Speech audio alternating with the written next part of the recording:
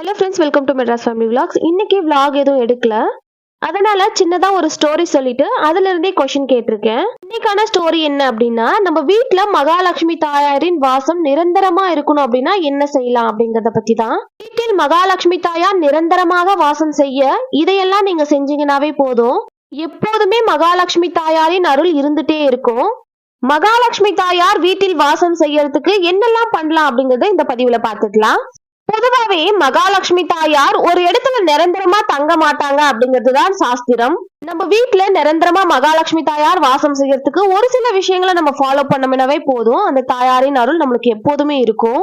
நம்மளோட வீட்டுல குபேரரின் அருளும் மகாலட்சுமி தாயாரின் அருளும் நிரந்தரமாக இருக்க வேண்டும் அப்படின்னா பல வகைப்பட்ட ஊறுகாய்கள் குறைவில்லாமல் எப்போதுமே வைத்துக் கொள்வது அப்படிங்கிறது ரொம்பவே அவசியம். இந்த காலகட்டத்துல 10 பேர் இருக்கிற வீட்டுல பல வகையான ஊறுகாய்கள் வைத்துக் கொள்வது அப்படிங்கிறது சாத்தியம். அதுவே 2 பேர் 3 பேர் இருக்கிற வீட்டுல இந்த மாதிரி பல வகைப்பட்ட ஊறுகாய்கள் வைத்துக் கொள்வது அப்படிங்கிறது சாத்தியம் இல்லை. அதனால உங்களால என்ன முடியுதோ, எந்த மாதிரி ஊறுகாய்கள் உங்க வீட்டுல வச்சுக்க முடியுதோ கண்டிப்பா வச்சுக்கலாம். அதுலயும் கட்டாயமாக நெல்லிக்காய் ஊறுகாய் அப்படிங்கிறது வீட்டுல இருக்கிற மாதிரி பாத்துக்கோங்க. நெல்லிக்காய் அப்படின்னாலே மகாலட்சுமி தாயாருக்கு ரொம்பவே உகந்த ஒரு பொருள். அதனால நெல்லிக்காய் ஊறுகாய் வீட்டில் இருக்கு அப்படிங்கிற பட்சத்துல மகாலட்சுமி தாயார் அந்த இடத்துல வாசம் செய்வாள்.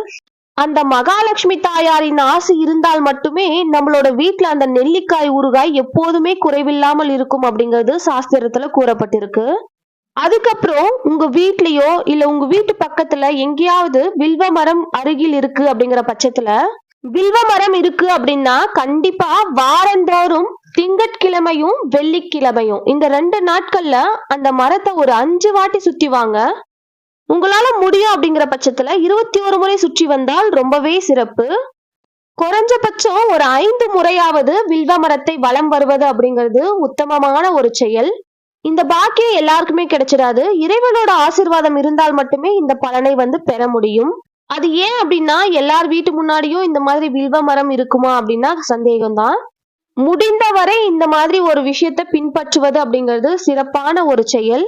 வெள்ளிக்கிழமைகளில் மகாலட்சுமி தாயாருக்கு மிகவும் பிடித்தமான மஞ்சள் நிற, அதுலயும் பட்டு ஆடை இருக்கு அப்படின்னா அதை அணிந்து கொள்வது ரொம்பவே சிறப்பு. அந்த மாதிரி பட்டாடையெல்லாம் எங்க கிட்ட இல்லைங்க அப்படிங்கிற பட்சத்துல மஞ்சள் நிறத்துல இருக்கிற சாதாரண உடை அணிந்து கொள்வதுமே ரொம்பவே சிறப்பை தரும். மகாலட்சுமி தாயாரின் அம்சம் ஒருத்தருக்கு இருக்கு அப்படின்னா அவங்களோட நடை உடை பாவனையிலேயே நம்ம கண்டுபிடிச்சிடலாம். நம்மளோட பாதங்களை எடுத்து வைக்கிற முறை அப்படின்ட்டு ஒண்ணு இருக்கு இல்லையா. ஒரு சிலர்லாம் பூமாதேவி, அதாவது பூமி அதிர்ற அளவுக்கு தொம்மு தொம்முன்ட்டு நடப்பாங்க இல்லையா, அதை நம்மளும் பார்த்திருப்போம். அதே மாதிரி கால்களை தரையோடு தேய்ச்சி தேய்ச்சி நடப்பாங்க, அதையும் ஒரு சிலர் பண்ணுவாங்க, அதை நம்ம பார்த்திருப்போம். இது ரெண்டுமே தரித்திரத்தை உண்டாக்கும் செயல் அப்படிங்கறத மறந்துடாதீங்க. பொதுவா பெண்கள் நடக்கும்போது அந்த சத்தம் வெளியவே கேட்க கூடாது அப்படின்னு சொல்லுவாங்க. அதுலயும் திருமணமான பெண்கள் அவங்க நடக்கும்போது அவங்க நடக்கிற சவுண்டை விட மெட்டியோட சவுண்டு தான் அதிகமா கேட்கணும். அதே போல மகாலட்சுமி தாயாருக்கு சத்தம் போட்டு பேசுறது அப்படிங்கிறது பிடிக்கவே பிடிக்காது. அமைதியின் ஸ்வரூபம் அப்படின்னா மகாலட்சுமி தாயார். அமைதியின் ஸ்வரூபத்தில் தான் மகாலட்சுமி தாயார் குடியிருப்பாள் அப்படிங்கிறது சாஸ்திரத்துல கூறப்படுது. நெல்லிக்காய் ஊறுகாய், மஞ்சள் வண்ணப்பட்டு, வில்வ மரம், அமைதியான நடை, சாந்தம், இது 5ஐயும் எவர் ஒருவரால் பின்பற்றப்படுகிறதோ அவர்களிடத்தில் கண்டிப்பாக மகாலட்சுமி தாயார் வாசம் செய்வாள் அப்படிங்கறதுல எந்த சந்தேகமும் வேண்டாம். உலகத்துல இருக்கிற எல்லா செல்வங்களிலும் குடியிருப்பவள் அப்படின்னா மகாலட்சுமி தாயார் தான். அது மட்டும் இல்லாம தனம், தானியம், சந்தானம், சௌபாக்கியம், வைராக்கியம், தைரியம், வெற்றி, மன அமைதி, இது எல்லாத்தையும் ஒன்று சேர வழங்குபவள் அப்படின்னா மகாலட்சுமி தாயார் தான். பார்க்கடலில் பிறந்தவள் தான் திருமகள். அந்த திருமகளை தான் அஷ்டலட்சுமியாகவும் வழிபட்டு வரும். தனலட்சுமி, தானியலட்சுமி, தைரியலட்சுமி, வீரலட்சுமி, சந்தானலட்சுமி, விஜயலட்சுமி, வித்யாலட்சுமி, கஜலட்சுமி அப்படின்னு சொல்லிட்டு 8 நிலைகளில் நின்று அருளை வழங்குகிறாள். அஷ்டலட்சுமிகளை வழிபடுவதால் அஷ்ட ஐஸ்வர்யங்களும் நமக்கு கிட்டும் அப்படிங்கிறது சாஸ்திரம். அதனாலதான் வீடு எப்போதுமே லட்சுமி கடாட்சத்துடன் நிறைந்திருக்க வேண்டும். அப்பதான் லட்சுமி தேவி நம்ம வீட்டுக்கு வருவா அப்படிங்கிறது ஐதீகம். அந்த அஷ்டலட்சுமிகளையும் நம்ம வீட்டுக்கு வரவேற்கிறதுக்கு என்னெல்லாம் முயற்சி செய்யணுமோ அது எல்லாத்தையுமே நம்ம பண்ணிட்டே இருக்கணும்.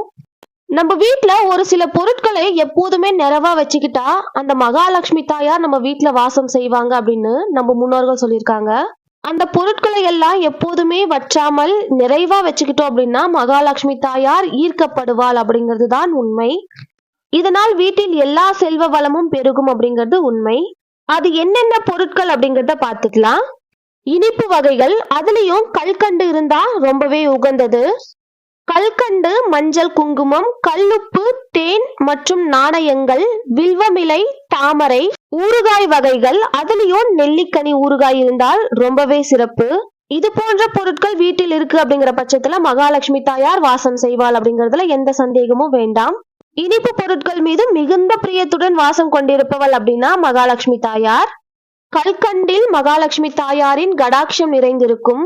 மஞ்சள் குங்குமம் அப்படின்னாலே அது மகாலட்சுமி தாயாரின் மறு உருவம். மங்கள பொருட்களாகவும் அது லக்ஷ்மி தேவிக்கு உகந்ததாகவும் கருதப்படுது. பார்க்கடலில் பிறந்தவள் லக்ஷ்மி, அதே மாதிரிதான் கடலில் இருந்து கிடைக்கும் உப்பு மகாலட்சுமியின் வடிவமாகவே போற்றப்படுது. அதனாலதான் பணத்தை போலவே உப்பையும் கடனா கொடுக்க கூடாது அப்படின்னு சொல்லுவாங்க. பால், தேன், தாமரை, தானிய கதிர், நாணயங்கள் இது எல்லாமே 5 பஞ்சலட்சுமி அடையாளங்களாக கருதப்படுது. குறிப்பா வெள்ளி கிண்ணத்தில் நாணயங்கள் வீட்டில் வச்சிருக்கோம் அப்படிங்கிற பட்சத்துல செல்வம் செழிக்கும் அப்படிங்கிறது ஐதீகம். இதையே வியாபார இடங்கள்ல வச்சிருக்கோம் அப்படிங்கிற பட்சத்துல தொழில்ல எந்த ஒரு தடங்களும் இருக்காது, லாபம் ஏறிக்கிட்டே போயிட்டே இருக்கும். பொதுவா வில்வ மரம் அப்படின்னாலே லக்ஷ்மி தாயாரின் வசிப்பிடம். வெள்ளிக்கிழமைகளில் லக்ஷ்மி தேவிக்கு வில்வ இலையால் பூஜை செய்யறோம் அப்படிங்கிற பட்சத்துல சகல செல்வங்களும் கிடைக்கும். அதே போல வெள்ளிக்கிழமைகளில் தாமரை வடிவிலான லக்ஷ்மி கோலம் போட்டு அதுக்கு 5 முக குத்து விளக்கு ஏற்றி வழிபட்டால் அந்த வீட்டில் மகாலட்சுமி தாயார் வாசம் செய்வாள். அதே மாதிரி இந்த மாதிரி வழிபடும் போது கன்னி பெண்கள் வீட்டில் இருக்காங்க அப்படின்னா பெண்களுக்கு விரைவில் திருமணம் கைகூடும் அப்படிங்கறதும் நம்பிக்கை. அதே போல வீட்டை மட்டும் சுத்தமா வச்சுக்கிட்டா போதாது, மனசையும் சுத்தமா வச்சுக்கிறது அப்படிங்கிறது அவசியம். ஒரு சிலர் பாத்தீங்கன்னா சாமியை விழுந்து விழுந்து கும்பிடுவாங்க. கடவுள் நம்பிக்கை அதிகம் இருக்கும், ஆனா உள்ள தூய்மை அப்படிங்கிறது சிறிதளவும் இருக்காது. என்னதான் சாமியை விழுந்து விழுந்து கும்பிட்டாலும் உள்ள தூய்மை அப்படிங்கிறது ரொம்பவே முக்கியம். காலை மாலை ஆகிய 2 நேரங்களிலும் வீட்டுல விளக்கேற்றி வழிபட்டால் பூரண லட்சுமி கடாட்சம் கிடைக்கும் அப்படிங்கிறது நம்பிக்கை. அதே போல வீட்டுல முடிஞ்ச வரைக்கும் சாணத்தால மெழுகி கோலமிடுறது அப்படிங்கிறது மகாலட்சுமி தாயாரை வீட்டிற்குள் அழைக்குவதற்கு சமம். அதே போல நிலைவாசல், படி இது மாதிரி இருக்கு அப்படிங்கிற பட்சத்துல மா கோலம் இடுறது அப்படிங்கிறது ரொம்பவே சிறப்பு. நிலைவாசல்ல 2 சைடுமே பூக்கள் வச்சு அலங்காரம் பண்ணதுக்கு அப்புறமா விளக்கேற்றி வழிபாடு செய்யுங்க. இது எல்லாத்தையுமே தினசரி செய்றீங்க, டெய்லியுமே நாங்க இதெல்லாம் செய்யறோம் அப்படிங்கிற பட்சத்துல கண்டிப்பா லக்ஷ்மி கடாட்சம் அந்த வீட்டுல நிறைஞ்சு இருக்கும். சோ இன்னைக்கான ஸ்டோரி இதுதான், உங்களுக்கு யூஸ்ஃபுல்லா இருந்திருக்கும்னு நம்புறேன். இன்னைக்கான கிவ் அவே கொஸ்டின் என்ன அப்படிங்கறத பார்த்துடலாம். நம்ம வீட்டுல எந்தெந்த பொருட்களை குறைவில்லாம, அதாவது நிறைவா எப்போதுமே வச்சிருந்தா மகாலட்சுமி தாயார் வாசம் செய்வாங்க அப்படிங்கறத இந்த பதிவுல நான் லிஸ்ட் அவுட் பண்ணி சொல்லியிருக்கேன்.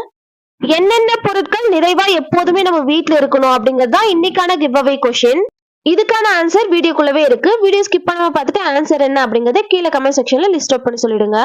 வீடியோ பிடிச்சிருந்தா லைக் அண்ட் ஷேர் பண்ணிட்டு நம்ம சேனலை சப்ஸ்கிரைப் பண்ணிக்கோங்க. மெட்ராஸ் ஃபேமிலி விலாக்ஸ்க்கு சப்போர்ட் பண்ணுங்க. தேங்க்யூ. மறக்காம இந்த வீடியோவை உங்க ஃப்ரெண்ட்ஸ் அண்ட் ஃபேமிலிக்கு ஷேர் பண்ணிட்டு கிவ் அவேல பார்ட்டிசிபேட் பண்ண சொல்லுங்க. Tata bye.